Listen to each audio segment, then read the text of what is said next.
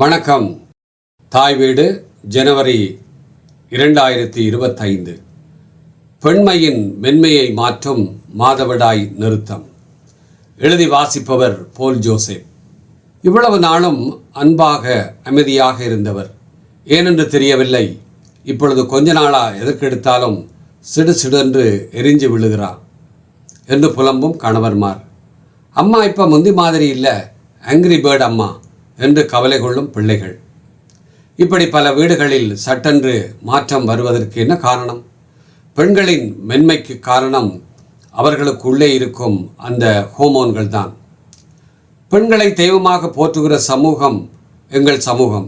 மகள் வயசுக்கு வந்துட்டா, பெரிய பிள்ளை ஆகிவிட்டா என்று வீட்டுக்குள்ளேயே கொஞ்சம் நெருங்கிய உறவுகளோடு கொண்டாடி மகிழ்ந்திருப்பது பரவாயில்லை. ஆனால் ரொம்பவும் ஆடம்பரமாக பல்லக்கில் தூக்கி ஹெலிகாப்டரில் பூ போட்டு கொண்டாடும் கூட்டத்தினரை பார்க்கும்போதுதான் கொஞ்சம் கேவலமாக தெரிகிறது. அவர்களிடம் காசு இருக்குது. இலன் மஸ்கோட ஸ்பேஸ் எக்ஸ் வாடகைக்கு எடுத்து செவ்வாய் கிரகத்திலேயே பூப்புனித நீராட்டு விழா நடத்துவார்கள். நீங்களேன் புலம்புகிறீர்கள் என்று நீங்கள் நினைப்பதும் எனக்கு புரிகிறது. சினைப்பையில் உள்ள முட்டைகளின் இருப்பு முற்றிலும் காலியாவதுதான் இதற்கு காரணம். ஒரு பெண் குழந்தை தன் தாயின் கருவறையில் இருக்கும்போதே 20வது வாரத்தில் கருமுட்டைகள் உருவாகிவிடும். அதன் சினைப்பையில் எத்தனை முட்டைகள் இருக்கப் போகிறன என்பது தீர்மானமாகிவிடும். அந்த குழந்தை பிறந்து வெளியில் வந்ததும் அந்த முட்டைகள் சிறிது குறையும். அந்த குழந்தை வயதுக்கு வந்து மாதந்தோறும் மாதவிடாய் வரும்போது அந்த முட்டைகள் சிறிது சிறிதாக குறைந்து கொண்டே வரும். அந்த முட்டைகளின் இருப்பு முற்றிலும் குறைந்து போவதை மாதவிடாய் நிறுத்தம் அல்லது இறுதி மாதவிடாய் மெனோபாஸ் என்கிறோம். மாதவிடாய் நிறுத்தம் என்பது நோய் அல்ல. அதற்கு சிகிச்சைகள் தேவையில்லை. 12-13 வயதிலிருந்து மாதவிடாய் தொடங்கிய மாதம் தோறும் இயற்கையான அந்த சுழற்சி முறையாக இருக்கிறதென்றால் அது திருமணத்திற்கு பின்பு தாய்மைக்கான அடையாளமாகும். பிறகு 45 முதல் 55 வயதுக்குள்ளே ஏதோ ஒரு காலகட்டத்தில் கருமுட்டை வெளியாவது நின்று மாதவிலக்கும் நின்று போகும்.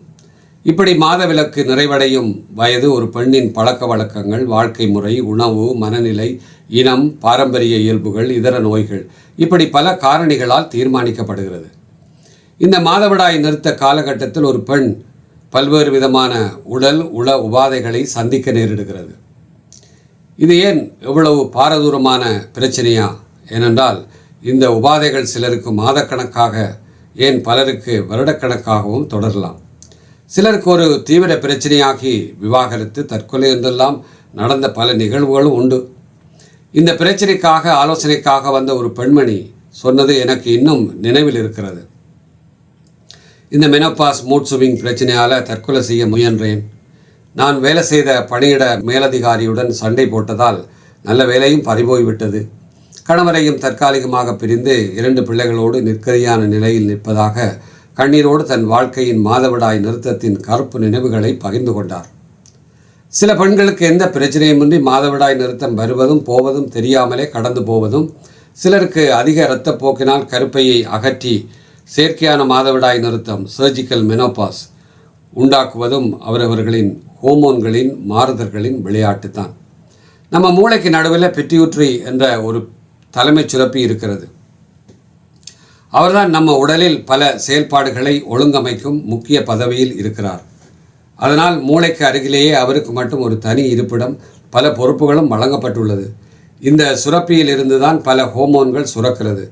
இவற்றுடன் இணைந்துதான் சினைப்பையில் இருந்து சுரக்கும் ஈஸ்ட்ரோஜன், ப்ரொஜெஸ்ட்ரான் போன்ற ஹோமோன்களின் முறையான செயல்பாடுகள் தான் சரியான மாதவிலக்கு மாதந்தோறும் வருவதற்கு வடிகாலாக அமைகிறது.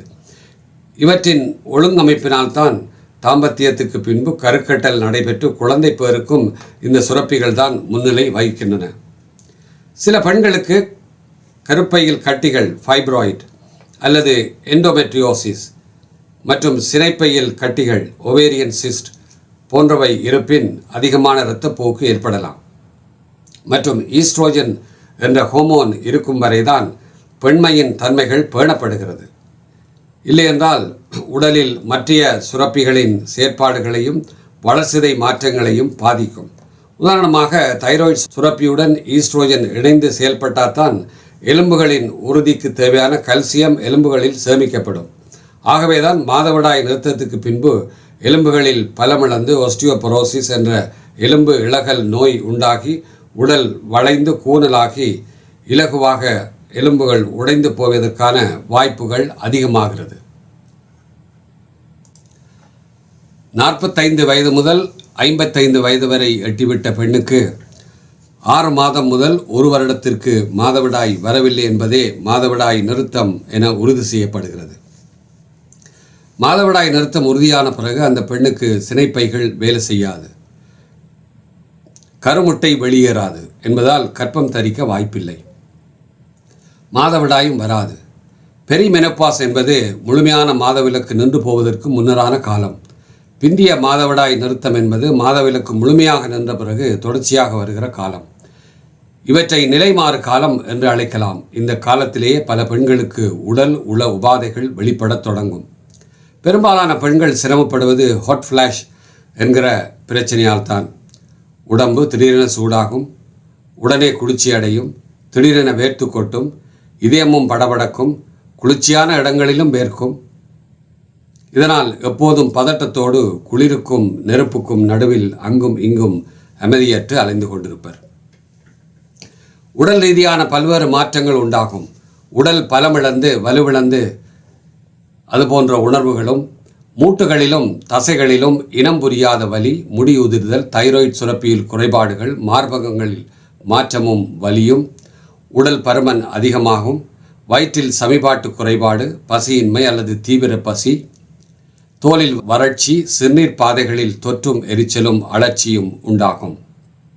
சிறுநீர் பை பலவீனத்தால் அடிக்கடி சிறுநீர் கழிக்கும் பழக்கம், பெண்ணுறுப்பில் வறட்சியும் வலியும், வெள்ளைப்படுதலும், தாம்பத்தியத்தில் விருப்பமின்மையும் அதன்போது வலியும், இப்படி பலவிதமான குணங்குறிகள் பெரும்பாலான பெண்களுக்கு காணப்படுகிறது.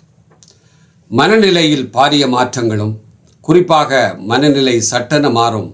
எரிச்சல், அழுகை, தனிமை, எதற்கெடுத்தாலும் எரிந்து விழுதல், கோபப்படுதல், சிடுசிடுப்பு, மன அழுத்தம், தூக்கமின்மை, ஞாபக சக்தி குறைபாடு, வழக்கமான வேலைகளில் விருப்பமின்மை, குடும்பத்தில் புரிந்துணர்வுகளில் சிக்கலும் உறவுகளில் விரிசல்களும், பதட்டம், படபடப்பு, இப்படி மாதவிடாய் நிறுத்தத்தின் ஆட்டம் தொடர் கதைதான். இந்த சூழ்நிலைகளில் மாதவிடாய் நிறுத்த கால பெண்கள் தவறான முடிவுகளை எடுக்க வாய்ப்புகள் உண்டு. அந்த நேரங்களில் கணவரும் பிள்ளைகளும் குடும்ப உறவுகளும் மாதவிடாய் நிறுத்தத்தின் தன்மையை, பெண்மையின் மென்மையின் மாற்றங்களை உணர்ந்து மென்மையை போற்றி ஆறுதலாக, அரவணைப்பாளராக, பாசத்தோடு அன்பு காட்டினாலே போதும். மாதவிடாய் நிறுத்தத்தினை வென்று பெண்கள் பாசாகி மீண்டு வர வழிகோலும். பெண்ணுக்கு மட்டுமல்ல, ஆணுக்கும் இதே காலகட்டத்தில் தான், இதே வயதுள்ள ஆணுக்கும் ஆண்ட்ரோபாஸ் என பெண்ணுக்கு மாதவிடாய் நிறுத்தம் ஏற்படுவது போல உடல் உள ரீதி சிக்கல்கள் உண்டாவதும் பலருக்கும் தெரிந்திருக்க வாய்ப்பில்லை. இதனால் தான் திருமணத்திற்கான பெண் வயது ஆணை விட சில வயதுகள் குறைந்திருப்பது நல்லது என்றும் நம் முன்னோர்கள் முன்னேற்பாடாக சொல்லி வைத்துள்ளனர். இப்படி இருவருக்குமான இந்த மெனோபாஸ் மற்றும் ஆண்ட்ரோபாஸ் பிரச்சனைகளின் உச்சக்கட்ட தாக்கத்தினால்தான் பல குடும்பங்களில் விரிசல்கள் உண்டாகி பிரிவினைகளால் விவாகரத்து வரை கூட சென்று விடலாம். மாதவிடாய் நிறுத்த அறிகுறிகள் எல்லா பெண்களுக்கும் ஒன்று போல் இருப்பதில்லை. சிலர் அதை மிக எளிதாக இயல்பாக கடப்பதுண்டு, சிலருக்கு அது நரக வேதனையாகவும் அமைவதுண்டு. மேற்குறிப்பிட்ட அறிகுறிகளுக்கு ஏற்பவே அவர்களுக்கான தீர்வுகளும் முடிவு செய்யப்படும். சில பெண்களுக்கு 40 வயதிலேயே சினைப்பைகள் தம் செயல்பாட்டை இழக்கத் தொடங்கும். பொதுவாக 50 வயதில் வரக்கூடிய பிரச்சனைகளை இவர்கள் 40 வயதிலேயே எதிர்கொள்வார்கள். இத்தகைய மாதவிடாய் நிறுத்த காலங்களில் வழக்கமானதை விட அதிக இரத்தப்போக்கு மிகவும் ஆபத்தானதாகும். இதற்கு உடனடியாக மருத்துவ கண்காணிப்பும் சிகிச்சையும் அவசியமானதாகும். அடுத்த ரிஸ்க் ஹார்ட் அட்டாக். 50 வயது முதல் 60 வயதுக்கு பிறகு பெண்களின் உடலுக்கு ஆண்களுக்கு இணையாக மாறுகிறது. அதாவது மாதவிடாய் நிறுத்தம் வரை பெண்களுக்கு பாதுகாப்பை அளிக்கும் ஈஸ்ட்ரோஜன் ஹோமோன் மாதவிடாய் நிறுத்தத்திற்கு பிறகு முற்றிலும் இல்லாமல் போவதால் அதுவரை இல்லாத மாரடைப்பு ஏற்படும் தன்மை அவர்களுக்கு அதிகரிக்கிறது. பெண்களை விட ஆண்களுக்கு ரிஸ்க் அதிகம் என்ற கூற்றும் மாதவிடாய் நிறுத்தத்துக்கு பிறகு பொய்யாகி இருவருக்கும் சமமானதாக மாறுகிறது. இரத்த குழாய்கள் தடிப்பதும் குழாய்களுக்குள்ளே இரத்தம் உறைவதற்கான தன்மைகளும் அதிகமாவதால் மாரடைப்பு ஏற்படுவதற்கான வாய்ப்புகள் அதிகமாகிறது. 50 வயதில் அடியெடுத்து வைக்கும் பெண்கள் வருடம் ஒருமுறை முழுமையான உடல் பரிசோதனை செய்து பார்க்க வேண்டும். இரத்த பரிசோதனை, கல்லீரல் மற்றும் சிறுநீரகங்களின் ஆரோக்கியம் போன்றவற்றை பரிசோதிக்க வேண்டும். மார்பக ஆரோக்கியத்துக்கு மெமோகிராம் பரிசோதனை அவசியம். தாம்பத்திய உறவில் ஈடுபடும் பெண்கள் எல்லோரும் 25 வயதிற்கு மேல் பேப் ஸ்மியர் டெஸ்ட் பரிசோதனையை அவசியம் எடுக்க வேண்டும். 25 முதல் 50 வரையான பெண்களுக்கு 3 வருடங்களுக்கு ஒரு முறை இந்த பரிசோதனைகள் செய்யப்படும். அதன் பிறகு 5 வருடங்களுக்கு ஒரு முறை செய்யப்படும். கர்ப்பப்பை உள்ள அனைத்து பெண்களுக்கும் திருமணமான ஆகாதவர்களுக்கும் HPV என்ற ஹியூமன் பேப்பிலோமா வைரஸ் அதனால் உண்டாகும் கர்ப்பப்பை வாசல் புற்றுநோய்க்கான அபாயம் இருப்பதால் அதை கண்டறியவே இந்த பரிசோதனைகள் செய்யப்படுகிறது. திருமணம் தவிர்த்த லிவிங் டுகெதர் ஆக வாழும் பெண்களின் எண்ணிக்கையும் அதிகரித்து வருகிறது. ஒரே பார்ட்னருடன் வாழ்வோரும் இருக்கிறார்கள். அடிக்கடி பார்ட்னரை மாற்றும் பெண்களும் இருக்கிறார்கள். இவர்கள் சந்திக்கும் பிரதான பிரச்சனை சிறுநீர் பாதை தொற்றும் அழற்சியும் மற்றும் பாலியல் தொற்றுக்களுமாகும். ஒன்றுக்கு மேற்பட்ட நபர்களுடன் பாலியல் உறவு கொள்ளும்போது இந்த தொற்று மற்றவர்களுக்கும் பரப்பப்படுகிறது. மாதவிடாய் நிறுத்தம் என்பது நோய் அல்ல, இயற்கையான பெண்களின் வாழ்வியல் உடலியல் சுழற்சியின் ஒரு அங்கமாகும். நான் ஏற்கனவே குறிப்பிட்டதைப் போல இதன் விளைவாக உண்டாகும் உடல் உள பிரச்சனைகள் சற்று அதிகமாகும் போது மருத்துவ ஆலோசனைகளை பெற்றுக்கொள்வது அவசியமாகும். குணங்குறிகளும் அதன் தீவிரத்தன்மையையும் குறைக்கவும் ஹோமியோபதி மருத்துவத்தில் நல்ல தீர்வுகள் உள்ளன.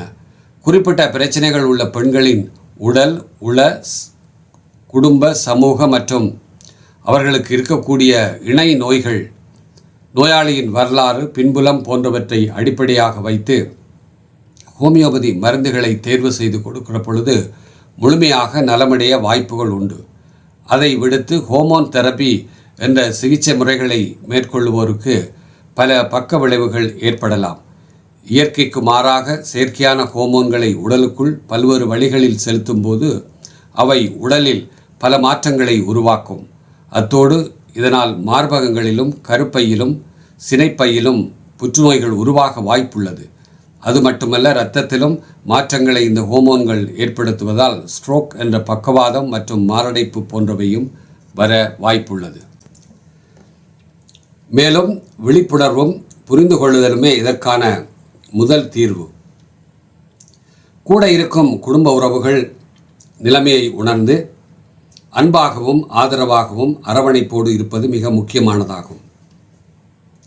நல்ல ஆரோக்கியமான உணவுகளை உட்கொள்வதும், பிரச்சனைகள் அதிகமாக இருக்கும் காலகட்டத்தில் மாமிச உணவுகள், செயற்கை உணவுகள், துரித உணவுகள், மதுபானங்கள், செயற்கை குளிர்பானங்கள் போன்றவற்றை அறவே தவிர்த்து விடுவது நல்லது. நீங்களே வீட்டில் இயற்கையாக செய்த பழச்சாறுகள் நிறைய அருந்தலாம். இவற்றோடு புரதச்சத்து நிறைந்த கடலை, பயறு வகைகள், பாதாம், முந்திரி பருப்பு, வால்நட், பிஸ்தா, சோயா போன்றவற்றையும் அதிகம் உணவில் சேர்த்து கொள்ள வேண்டும். லேசான மிதமான சூடுள்ள தண்ணீரை தொடர்ச்சியாக அருந்துவது நல்லது. 2 அல்லது 3 முறை மிதமான வெந்நீரில் குளிப்பதோ மிக நன்று. யோக பயிற்சிகள், மூச்சு பயிற்சிகள், தியானம், உடற்பயிற்சி, நீச்சல், நடைப்பயிற்சி என்பனவும் தொடர்ச்சியாக செய்து கொள்ளுதல் வேண்டும். மெனோபாஸ் மற்றும் ஆண்ட்ரோபாஸ் காலங்களில் அதற்கு பின்னரும் உருவாகும் பக்கவாதம் மற்றும் மாரடைப்பு போன்ற நோய்கள் வராமல் பாதுகாப்பது மட்டுமல்ல, உடல் பருமனை சமநிலையில் பேணவும் இந்த பயிற்சிகள் மிக அவசியமானதாகும். அது மட்டுமல்ல, இதற்கென சில பிரத்யேக பயிற்சிகளை செய்வது நல்லது. குறிப்பாக பெல்விக் ஃப்ளோர் மசில்ஸ் எக்ஸசைசஸ் போன்ற பயிற்சிகளின் வாயிலாக வயிற்றின் அடிப்பகுதி தசைகளை பலப்படுத்துவது அவசியமானது. கர்ப்பப்பை கீழ் இறங்குதல் மற்றும் அடிக்கடி சிறுநீர் கழிக்க தூண்டும் சிறுநீர் பையின் பலவீனம் போன்றவை வராமல் பாதுகாக்க இத்தகைய சிறப்பு பயிற்சிகள் அவசியமானதாகும். நன்றி.